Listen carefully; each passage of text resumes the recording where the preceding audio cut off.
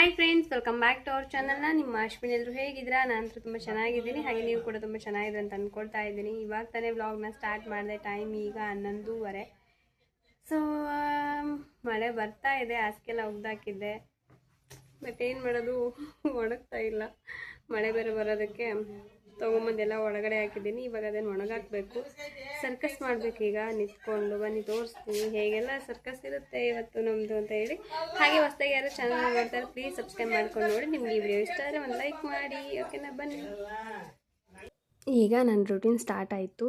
ಮಳೆ ಹೋಗೋದು ಬರೋದಾಗ್ತಾಯಿತ್ತು. ಎಷ್ಟು ಸಲ ತೆಗ್ದು ಹಾಕಿ ಸಾಕಾಯ್ತು ಅಂದರು. ಬಟ್ಟೆಗಳ್ನ ಸಾಕನ್ಸ್ಬಿಡ್ತು. ನಾನಿವತ್ತು ಏನಕ್ಕೆ ಹಾಸಿಗೆ ಒಗ್ದಾಕ್ಬಿಟ್ನೋ ಅಂತ ಅನ್ನಿಸ್ತು. ಆದರೂ ನಮ್ಮ ಮನೆಯವ್ರು ಹೇಳಿದರು, ಬೇಡ ಮಳೆ ಬರ್ತಾ ಇದೆ, ಮಳೆ ಮೋಡನೂ ಕೂಡ ಇದೆ, ವಾಶ್ ಮಾಡಬೇಡ ಅಂತಂದರು. ನಾನು ಹಠ ಬಿದ್ದು ಇಲ್ಲ ನಾನು ಮಾಡೇ ಮಾಡ್ತೀನಿ ಅಂತ ಹೇಳ್ಬಿಟ್ಟು ಹಠ ಮಾಡಿಕೊಂಡು ಇದನ್ನು ಮಾಡಿದೆ. ಆಮೇಲೆ ಅನಿಸ್ತು, ಹೌದಲ್ವಾ ನಿಜ, ಅವ್ರು ಹೇಳಿದ್ದನ್ನು ಕೇಳಿದರೆ ನನಗೆ ಈ ಪರಿಸ್ಥಿತಿ ಬರ್ತಾ ಇರಲಿಲ್ಲ. ಏನೋ ಅವರು ಅಷ್ಟು ಹೇಳಿದ್ರು ನಾನು ವಾಶ್ ಮಾಡಾಕಿ ಇವಾಗ ಈ ಥರ ಸರ್ಕಸ್ ಮಾಡೋ ಥರ ಆಯ್ತಲ್ಲ ಅಂತ ಅನ್ನಿಸ್ತು. ಆದರೂ ಏನಂದರೆ ಆವಾಗಲೇ ಒಂದು ಸ್ವಲ್ಪ ನೀಟಾಗಿ ಮಾಡ್ಕೋಬೇಕಂದ್ರೆ ಒಂದು ಸ್ವಲ್ಪ ಏನಾದರೂ ಟೈಮ್ ಸಿಕ್ಕಾಗೆಲ್ಲ ಈ ಥರ ಹಾಸಿಗೆಗಳೇನಿದೋ ಅದೆಲ್ಲ ವಾಶ್ ಮಾಡಾಕ್ಬಿಡ್ತೀವಿ. ಇದು ಸ್ವಲ್ಪ ಕೌದಿ ಸ್ವಲ್ಪ ದಪ್ಪ ಇದೆ, ತುಂಬ ಭಾರನೂ ಕೂಡ ಇದೆ. ಹಾಗಾಗಿ ಅದು ಬೇಗನೆ ಒಣಗಲ್ಲ. ಮತ್ತೇನು ಮಾಡೋದು, ಏನು ಮಾಡೋಂಗಿಲ್ಲ. ಇವಾಗ ನಾನು ಮಾಡಿರೋ ತಪ್ಪಿಗೆ ನಾನೇ ಪನಿಷ್ಮೆಂಟ್ನ ಅನುಭವಿಸ್ಬೇಕು. ಹಾಗೆ ಸ್ವಲ್ಪ ಬಟ್ಟೆಗಳು ಕೂಡ ಇದ್ವು, ಅದನ್ನು ಕೂಡ ವಾಶ್ ಮಾಡಾಕಿದ್ದೆ. ಇವಾಗ ಅದನ್ನು ಕೂಡ ಇಲ್ಲೇ ಒಣಗಾಕ್ತಾ ಇದ್ದೀನಿ. ಇದನ್ನು ಹೊರಗಡೆನೇ ಹಾಕಿದ್ದೆ, ಆದರೆ ಮಳೆ ಹೋಗೋದು ಬರೋದು ಆಗ್ತಾ ಇದ್ದಿದ್ದರಿಂದ ಮತ್ತು ಅದನ್ನು ಕೂಡ ತೊಗೊಂಬಂದು ಈಗ ಒಳಗಡೆ ಹಾಕ್ತಾಯಿದ್ದೀನಿ. ಸ್ವಲ್ಪ ಫ್ಯಾನ್ ಗಾಳಿಗೆ ಅಟ್ಲೀಸ್ಟ್ ಅದು ಆದರೂ ಸ್ವಲ್ಪ ಒಣಗಾಗುತ್ತೇನೋ ನೋಡೋಣ ಅಂತ ಹೇಳ್ಬಿಟ್ಟು ತೊಗೊಂಬಂದು ಒಳಗಡೆ ಒಣಗಾಕ್ತಾಯಿದ್ದೀವಿ. ಮಳೆಗಾಲದಲ್ಲಿ ಇದು ಒಂದು ಪದ್ಧತಿ ನಮಗೆ. ಮಳೆ ಬಂತು ಅಂದರೆ ಬಟ್ಟೆಗಳು ಬೇಗ ಒಣಗಲ್ಲ. ಬಟ್ಟೆಗಳು ಇಂಥ ಟೈಮಲ್ಲೇ ಮಕ್ಕಳು ಜಾಸ್ತಿ ಹಸಿ ಮಾಡ್ಕೊಳೋದು. ನೀರಲ್ಲಿ ಹೋದ್ವಿ, ನೀರಲ್ಲಿ ಚೆಲ್ಕೊಂಡ್ವಿ, ಹಂಗೆ ಹಿಂಗೆ ಅಂತ ಅಂದ್ಕೊಂಡು ಬಟ್ಟೆಗಳನ್ನೆಲ್ಲ ಬಿಚ್ಚಿ ಹಾಕ್ತಾ ಇರ್ತಾರೆ. ನಾನು ಹೇಳಿದರೂ ಕೂಡ ಕೇಳಲ್ಲ. ಬೇಸಿಗೆಗಾಲದಲ್ಲಿ ಎಷ್ಟು ಬಟ್ಟೆಗಳು ಬಿದ್ದರೂ ಕೂಡ ಒಗ್ದಾಕಿ ಅದನ್ನ ಹೆಂಗೋ ಒಣಗಿಸ್ಬೋದು. ಆದರೆ ಮಳೆಗಾಲದಲ್ಲಿ ಅಷ್ಟು ಬಟ್ಟೆಗಳು ಜಾಸ್ತಿ ಬಿತ್ತಂದರೆ ಕೋಪನೇ ಬಂದುಬಿಡುತ್ತೆ. ಯಾಕಂದರೆ ಜಾಗನೇ ಇರಲ್ಲ, ಫುಲ್ ಮನೆ ತುಂಬ ಬರೋ ಬಟ್ಟೆಗಳ್ದೇ ಅಲಂಕಾರ ಆಗಿರುತ್ತೆ. ಬಟ್ಟೆಗಳ್ದೇ ಒಂಥರ ರಾಜ್ಯಭಾರ ಆಗಿರುತ್ತೆ.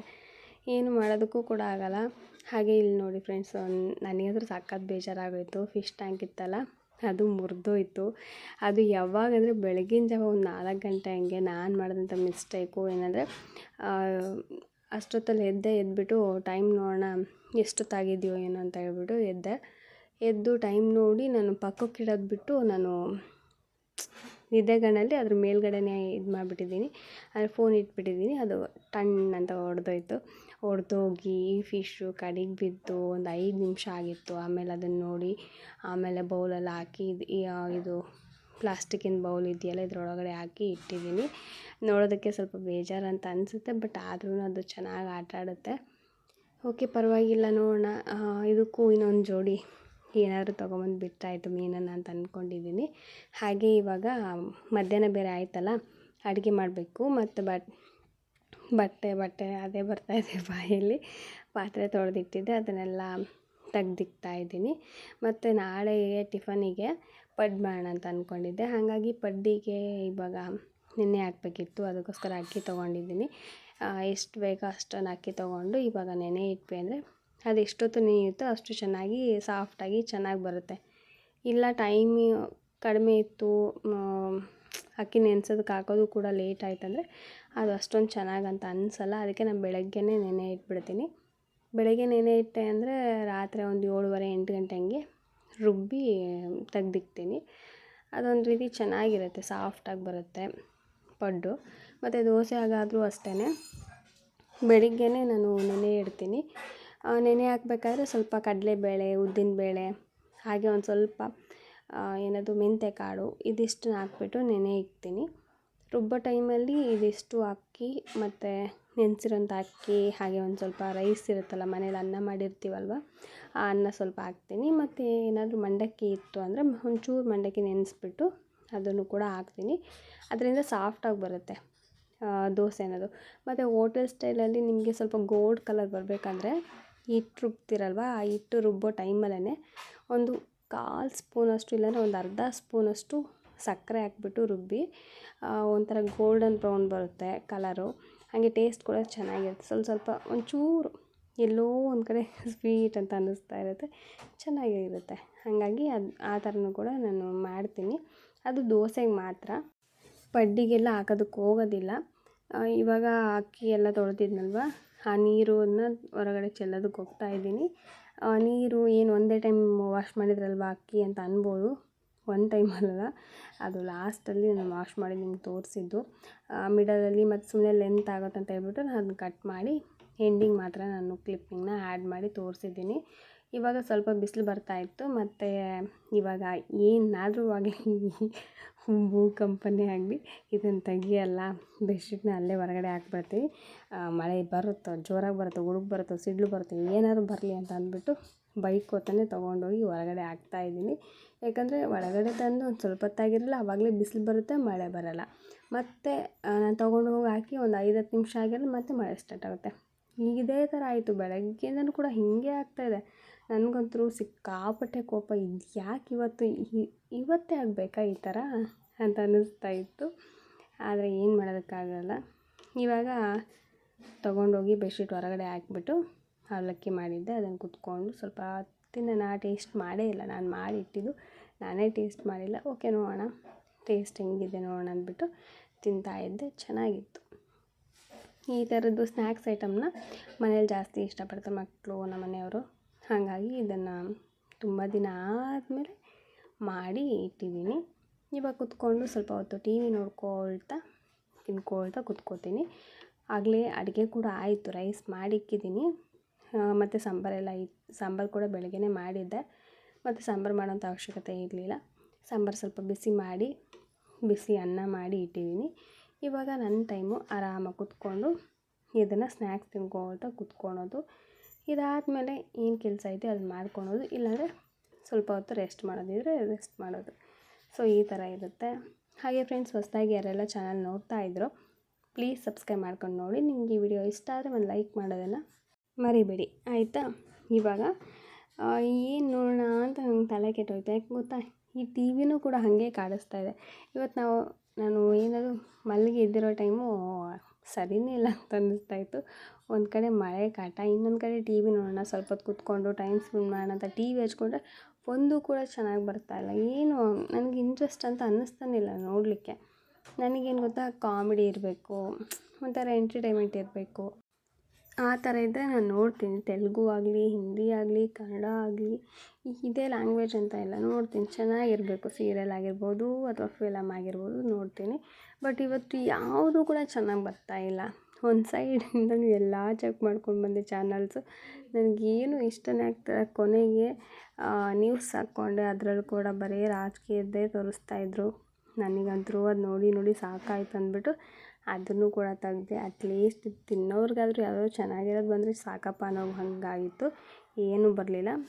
ಸೊ ಅಲ್ಲಿಗೆ ನನ್ನ ವ್ಲಾಗ್ನ ಎಂಡ್ ಮಾಡಿ, ಇದು ನೆಕ್ಸ್ಟ್ ಡೇ ಅಂದರೆ ಇವತ್ತಿನ ವ್ಲಾಗು, ಆಯಿತಾ? ಬೆಳಗ್ಗೆನೇ ಪೂಜೆ ಕೂಡ ಮುಗೀತು. ಬೆಳಗ್ಗೆ ಈ ಥರ ಸಿಂಪಲ್ಲಾಗಿ ಪೂಜೆನ ಮಾಡಿದ್ದೀನಿ. ತುಳಸಿ ಎಲ್ಲ ಇಟ್ಬಿಟ್ಟು, ಹೂವು ಇಟ್ಬಿಟ್ಟು ಪೂಜೆ ಮಾಡಿದ್ದೀನಿ. ಹಾಗೆ ಬಾಳೆಹಣ್ಣು, ಕಡ್ಲಿ, ಸಕ್ಕರೆ ಮತ್ತು ಒಂದು ಗ್ಲಾಸ್ ನೀರು, ಇದಿಷ್ಟನ್ನು ಇಟ್ಬಿಟ್ಟು ನೈವೇದ್ಯ ಮಾಡಿದ್ದೀನಿ. ಹೇಗೆ ಮಾಡಿದ್ದೀನಿ ಕಾಮೆಂಟ್ ಮಾಡಿ ತಿಳಿಸಿ, ಓಕೆನಾ? ಇನ್ನೊಂದು ಏನು ಗೊತ್ತಾ, ಮಲ್ಲಯ್ಯನಿಗೆ ಅಂದರೆ ಶಿವನಿಗೆ ತುಳಸಿ ಇಡಬಾರ್ದು ಅಂತ ಹೇಳ್ತಾರೆ. ಯಾಕೆ ಅಂತ ಪ್ಲೀಸ್ ಹೇಳಿ, ನನಗೆ ಗೊತ್ತಿಲ್ಲ. ಇಡಬಾರ್ದು ಅನ್ನೋದೊಂದು ಗೊತ್ತು, ಬಟ್ ಯಾಕೆ ಅನ್ನೋದು ಗೊತ್ತಿಲ್ಲ, ಆಯಿತಾ?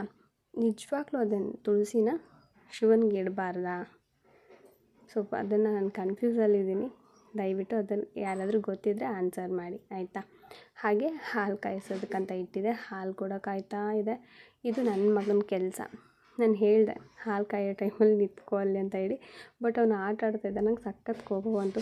ಸರಿ, ನೀನು ಫಸ್ಟು ನಾನು ಹಾಲು ಕಾಯಿಸ್ತೀನಿ, ನೀನು ಕಾಯಿಸ್ಲೇಬೇಡ, ನಡಿ ನೀನು ನೋಡಲೇಬೇಡ ಅಂತ ಹೇಳ್ಬಿಟ್ಟು ಸ್ವಲ್ಪ ಗದ್ರದೆ. ಯಾಕಂದರೆ ಚಿಕ್ಕ ಪುಟ್ಟ ಕೆಲಸ ಹೇಳಿರ್ತೀವಿ, ಅಲ್ಲಿ ಸ್ವಲ್ಪ ನಿಂತ್ಕೊಂಡು ಅದನ್ನು ಆಫ್ ಮಾಡು ಇಷ್ಟೇ ಹೇಳಿರೋದು. ಬಟ್ ಅವನು ಅದನ್ನು ಮಾಡ್ತಾ ಇರಲಿಲ್ಲ. ಹಾಗಾಗಿ ಸಖತ್ ಕೋಪ ಬಂತು. ಇದನ್ನು ಕೂಡ ಮಾಡಲ್ವಲ್ಲ ನೀನು ಅಂತ ಹೇಳ್ಬಿಟ್ಟು. ಆಮೇಲೆ ಅದಕ್ಕೆ ನೈಸ್ ಮಾಡೋದಕ್ಕೆ 10 ರೂಪೀಸ್ ತೊಗೊಂಡೋಗಿದ್ದ, ನನಗೆ ಬೇಕು ಕೊಡು ಅಂತೇಳಿ ತೊಗೊಂಡೋಗಿ. ಮತ್ತು ತಿನ್ನಲಿಕ್ಕೆ ಗಾರ್ಗೆ ತೊಗೊಂಬಂದ. ಇದು ನಮ್ಮ ಮನೆ ಹತ್ರನೇ ಮಾರ್ತಾ ಇರ್ತಾರೆ, ಬಿಸಿಯಾಗಿರುತ್ತೆ. 1 ರೂಪಾಯಿಗೊಂದು ಗಾರ್ಗೆ. ಟೇಸ್ಟ್ ಮಾತ್ರ ಸಖತ್ತಾಗಿರುತ್ತೆ. ನನಗೆ ತುಂಬ ಇಷ್ಟ. ಬಿಸಿ ಬಿಸಿಯಾಗಿರಬೇಕು, ಹಾಗೆ ಸುಡ್ತಾ ಇರಬೇಕು ತಿಂತಾಯಿದ್ರೆ, ಆ ಥರ ಇದೆ. ನಂಗೆ ತುಂಬ ಇಷ್ಟಪಟ್ಕೊಂಡು ತಿಂತೀನಿ ಇದು. ಹಾಗಾಗಿ ಅದು ಅವನಿಗೆ ಗೊತ್ತಿತ್ತು, ಅದಕ್ಕೋಸ್ಕರ ಅದನ್ನು ತೊಗೊಂಬಂದು ಕೊಟ್ಟ. ಸೊ ಅದನ್ನು ತಿಂತಾಯಿದ್ದೀನಿ. ಅವನು, ನಾನು, ಅಮ್ಮ 3 ಜನ ಶೇರ್ ಮಾಡಿಕೊಂಡು ತಿಂದ್ವಿ. ಮತ್ತು ಭ್ರಮರ ತಿನ್ನಲ್ಲ ಇದನ್ನು. ಅವಳ ಪಾಡಿಗೆ ಅವಳು ಇನ್ನೂ ನಿದ್ದೆ ಹೊಡಿತಾ ಇದ್ದಾಳೆ. ಎದ್ದಾಳಂದ್ರೂ ಕೂಡ ಎದ್ದಾಳ್ತಾ ಇಲ್ಲ. ಸೊ ಅದನ್ನು ತಿಂದಾದ್ಮೇಲೆ ಟೀ ಕುಡಿಯೋಣ ಅಂತ ಹೇಳ್ಬಿಟ್ಟು ಟೀ ಇಟ್ಕೊಂಡಿದ್ದೀನಿ. ಹಾಗೆ ಟೀ ಕುಡಿದ್ರೆ ಸರಿ ಹೋಗ್ತಾ ಇಲ್ಲ, ಬಿಸ್ಕೆಟ್ ಕೂಡ ಬೇಕು, ಆಯಿತಾ. ಅದು ನನ್ನ ಫೇವ್ರೆಟ್ ಮಾರಿಗೋಲ್ಡ್ ಬಿಸ್ಕೆಟು. ಯಾಕಂದರೆ ಸ್ವಲ್ಪ ಸಪ್ಪೆ ಇರುತ್ತೆ ಅದು ಬಿಸ್ಕೆಟು, ಚೆನ್ನಾಗಿ ಅನಿಸುತ್ತೆ ತಿನ್ನೋದಕ್ಕೆ. ಟೀಯಲ್ಲಿ ಒಂದೇ ಅಲ್ಲ, ಹಾಗೆ ತಿನ್ನಲಿಕ್ಕೂ ಕೂಡ ಚೆನ್ನಾಗಂತ ಅನಿಸುತ್ತೆ. ಮಾರಿಗೋಲ್ಡು ಮತ್ತು ಮಾರಿ ಲೈಟ್ ಅಂತ ಬರುತ್ತಲ್ವ, ಅವೆರಡು ಬಿಸ್ಕೆಟು ತುಂಬ ಇಷ್ಟ ನನಗೆ. ಸ್ವೀಟ್ ಇರೋಲ್ಲ, ಟೇಸ್ಟ್ ಚೆನ್ನಾಗಿರುತ್ತೆ. ಸೊ ಇವಾಗ ಟೀಗೆ ಒಳ್ಳೆ ಕಾಂಬಿನೇಷನ್ ಅಂದ್ಬಿಟ್ಟು ಅದರ ಜೊತೆಗೆ ಎತ್ಕೊಂಡು ತಿಂತಾ ಇದ್ದೀನಿ. ಸೊ ಇದನ್ನು ತಿಂದಾದಮೇಲೆ ಟೀ ಕುಡಿದ್ರೆ ನನ್ನ ದಿನ ಸ್ಟಾರ್ಟ್ ಆಯಿತು, ಆಯಿತಾ. ಪೂಜೆ ಮಾಡಿದ್ಮೇಲೆ ನನ್ನ ದಿನ ಸ್ಟಾರ್ಟ್ ಆಯಿತು. ಬಟ್ ಟೀ ಕುಡಿದ್ರೆ ಸ್ವಲ್ಪ ಮೈಂಡ್ ಫ್ರೆಶ್ ಅಂತ ಅನಿಸುತ್ತೆ. ಅದಾದಮೇಲೆ ಮಕ್ಕಳಿಗೆ ಟಿಫನ್ ಮಾಡೋಣ ಅಂತೇಳಿ ಎಲ್ಲ ಜೋಡಿಸಿ ಇಟ್ಕೊಂಡಿದ್ದೀನಿ. ಇವಾಗ ಪಡ್ಡು ಮಾಡೋದಕ್ಕೆ ರೆಡಿ ಮಾಡಿಟ್ಟಿದ್ದೀನಲ್ವ, ಈಗ ಪಡ್ಡಿನ ಹಂಚಿಗೆ ಹಾಕಬೇಕು. ಬಿಸಿ ಬಿಸಿಯಾಗಿ ತಿಂತಾಯಿದ್ರೆ ಚೆನ್ನಾಗಿರುತ್ತೆ ಟೇಸ್ಟು. ತಣ್ಣಗಾದ್ಮೇಲೆ ತಿನ್ನಲಿಕ್ಕೆ ಅಷ್ಟೊಂದು ಇಷ್ಟ ಆಗಲ್ಲ. ಹಾಗಾಗಿ ಸ್ವಲ್ಪ ಬಿಸಿ ಬಿಸಿಯಾಗಿ ಈ ಥರ ಮಕ್ಕಳಿಗೆ ಹಾಕ್ಕೊಟ್ರೆ ಅವರು ಕೂಡ ತಿಂತಾರೆ. ಏನಂದರೆ ತುಂಬ ದಿನ ಆಗೋಗಿತ್ತು ಪಡ್ಡನ್ನು ಮಾಡಿ. ಯಾವಾಗಲೂ ದೋಸೆ, ಇಡ್ಲಿ, ಪುಳಿಯೋಗರೆ ಈ ಥರದ್ದೇ ಜಾಸ್ತಿ ಮಾಡ್ತಾಯಿದ್ದೆ, ಪಡ್ಡು ಮಾಡಿರಲಿಲ್ಲ. ಹಾಗಾಗಿ ಇವತ್ತು ಏನಾದರೂ ಆಗಲಿ ಪಡ್ಡು ಮಾಡಲೇಬೇಕಂತ ಡಿಸೈಡ್ ಮಾಡಿ ಪಡ್ಡು ಮಾಡೋದಕ್ಕಂತ ಹೇಳಿ ಎಲ್ಲ ರೆಡಿ ಮಾಡಿ ಇಟ್ಕೊಂಡಿದ್ದೆ ಒಂದು ದಿನದ ಮುಂಚೆನೇ. ಇವತ್ತೇ ಮಾಡಬೇಕಂದ್ರೆ ಇವತ್ತೇ ಮಾಡಲಿಕ್ಕಾಗಲ್ಲ, ಯಾಕಂದರೆ ಇನ್ಸ್ಟೆಂಟ್ ಪೌಡರ್ ಯಾವುದೂ ನನ್ನ ಹತ್ರ ಇಲ್ಲ. ಹಾಗಾಗಿ ಒಂದು ದಿನದ ಮುಂಚೆನೇ ಅಂದ್ಕೊಂಡು ರೆಡಿ ಮಾಡಿ ಇಟ್ಟಿದ್ದೆ. ಇವಾಗ ಮಕ್ಕಳಿಗೆ ಲಂಚ್ ಬಾಕ್ಸ್ ಕಟ್ಟಬೇಕು. ಆಲ್ರೆಡಿ ಪಡ್ಡನ್ನು ಒಂದು ಬೌಲಲ್ಲಿ ಹಾಕಿಟ್ಟಿದ್ದೀನಿ. ಇವಾಗ ಅದನ್ನು ಬಾಕ್ಸಲ್ಲಿ ಹಾಕಿ ಕಟ್ಟಬೇಕು. ಅವ್ರು ಕೇಳಿ ಕಟ್ಟಬೇಕು, ಎಷ್ಟು ಕಟ್ಟಬೇಕು, ಎಷ್ಟು ಇಕ್ಬೇಕು ಅಂತ ಕೇಳಬೇಕು. ಅವ್ರು ಎಷ್ಟು ಹೇಳ್ತಾರೋ ಅದಕ್ಕೂ ಎಕ್ಸ್ಟ್ರಾ 1-2 ಎಕ್ಸ್ಟ್ರಾ ಇಟ್ಬಿಟ್ಟು ಕಟ್ಟಿರ್ತೀನಿ. ಹಾಗೆ ನೋಡಿ ಈಗ ಬಿಸಿ ಪಡ್ಡು ಇಟ್ಟಿದ್ದೀನಿ. ಯಾಕೋ ಕಡಿಮೆ ಅಂತ ಅನ್ನಿಸ್ತು, ಯಾಕಂದ್ರೆ ಮಕ್ಕಳು ಜೊತೆ ಶೇರ್ ಮಾಡ್ಕೊಂಡು ತಿಂತಾರೆ ಅವರು. ಹಾಗಾಗಿ ಮತ್ತೆ ಇನ್ನೊಂದನ್ನು ಹಾಕಿಟ್ಟಿದ್ದೀನಿ. ಮತ್ತು ಚಟ್ನಿ ಹಾಕ್ತಾಯಿದ್ದೀನಿ. ಸ್ವಲ್ಪ ಬಿಸಿ ಇದೆ ಚಟ್ನಿ, ಅಂದರೆ ಒಗ್ಗರಣೆ ಹಾಕಿಟ್ಟಿದ್ದೀನಿ. ಮಧ್ಯಾಹ್ನ ಅನ್ನೋಷ್ಟರಲ್ಲಿ ತಡೆಯಲ್ಲ, ನಾವು ಹಾಗೇ ನಾವು ಒಗ್ಗರಣೆ ಹಾಕ್ದೇ ಕೊಟ್ಟು ಕಳಿಸ್ಬಿಟ್ರೆ ಮಧ್ಯಾಹ್ನ ಅನ್ನೋಷ್ಟು ಒಂದೊಂದ್ಸಲ ಹುಳಿ ಬಂದುಬಿಡುತ್ತೆ. ಪಾಪ ಅವ್ರಿಗೆ ಗೊತ್ತಾಗಲ್ಲ ಏನಿಲ್ಲ, ಮಕ್ಕಳಿಗೆ ಸುಮ್ಮನೆ ಅದನ್ನು ತಿಂದುಬಿಡ್ತಾರೆ. ಅದಕ್ಕೆ ಬೇಡ ಅಂತ ಅಂದು ಒಗ್ಗರಣೆಗೆ ಹಾಕಿಟ್ಟಿದ್ದೀನಿ. ಇವಾಗ ಭ್ರಮರನಿಗೆ ಲಂಚ್ ಬಾಕ್ಸ್ ಕಟ್ತಾಯಿದ್ದೀನಿ. ಸೊ ಇಬ್ರಿಗೂ ಕೂಡ ಲಂಚ್ ಬಾಕ್ಸ್ನ ಕಟ್ಟಿ ಅವ್ರನ್ನ ರೆಡಿ ಮಾಡಿ ಸ್ಕೂಲಿಗೆ ಕಳಿಸಿದ್ರೆ ನನ್ನ ಕೆಲಸ ಮುಗ್ದಂಗೆ. ಆಮೇಲೆ ನಿಧಾನಕ್ಕೆ ಕೂತ್ಕೊಂಡು ನಾನು ಟಿಫನ್ನ ಮಾಡ್ತೀನಿ. ಸೊ ಇಷ್ಟೇ ಫ್ರೆಂಡ್ಸ್ ಇವತ್ತಿನ ವಿಡಿಯೋ. ನಿಮಗೆ ವಿಡಿಯೋ ಇಷ್ಟ ಆದರೆ ಒಂದು ಲೈಕ್ ಮಾಡಿ, ಶೇರ್ ಮಾಡಿ, ಕಾಮೆಂಟ್ ಮಾಡಿ. ಹಾಗೆ ಸಬ್ಸ್ಕ್ರೈಬ್ ಮಾಡದೆ ನೋಡ್ತಾ ಇದ್ದರೆ ಪ್ಲೀಸ್ ಸಬ್ಸ್ಕ್ರೈಬ್ ಮಾಡ್ಕೊಂಡು ನೋಡಿ. ಹಾಗೆ ನಾನು ಕೇಳಿದ ಕ್ವಶನಿಗೂ ಕೂಡ ಪ್ಲೀಸ್ ಆನ್ಸರ್ ಮಾಡಿ. ನನಗೂ ಕೂಡ ತುಂಬ ಕನ್ಫ್ಯೂಷನಲ್ಲಿದ್ದೀನಿ. ಸೊ ನೀವು ಆನ್ಸರ್ ಮಾಡ್ತೀರಾ ಅಂತ ಅಂದ್ಕೊಂಡಿದ್ದೀನಿ. ಓಕೆನಾ. Thank you for watching. Bye.